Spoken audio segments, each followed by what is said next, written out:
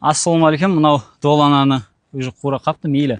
Бұны енді гүлдеген кезде бір или болмаса жемісі берген кезде теріп алуға болады. Гүлдеп өтіп кетті мақұл. Енді күз келіп жатыр, күзде жеміс берген кезде бұның жемісін жеңіздер, болмаса бұны шайға демдеп ішіңіздер.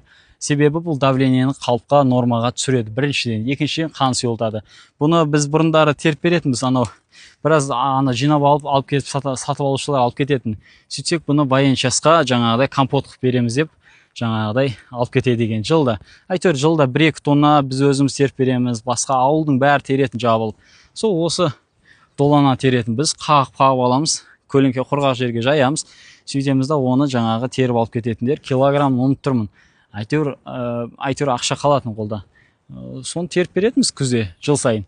Осыны кәсіп қылып істесеңіздер болады, өздеріңізге емдеп шай қылып ішсеңіздер болады, жемісін жесеңіздер болады. Бұл қызыл долана, сары долана біз жақта тауда көп, осы оңтүстік өңірлерде ше. Сол халық емі Нұрқаділ деген Instagram, YouTube, TikTok парақшаларыма обязательно жазылып алыңыздаршы, себебі мен күнделікті 2-3 түрлі видеодан салып отырмын. Осына емдік шөптерге қатысты киік оты бар ма, алтын қоңыз бар ма, басқасы бар ма. WhatsApp чаттарға туысқандардың чатына жіберіп қойды, ұмытпаңыздар. Менің өзім таныстарым жаңағы сен біздің группаларда жүрсің ғой деп жаңағы айтқан кезде мәз болып қалып жатырмын. Сол барлықтарыңызға ем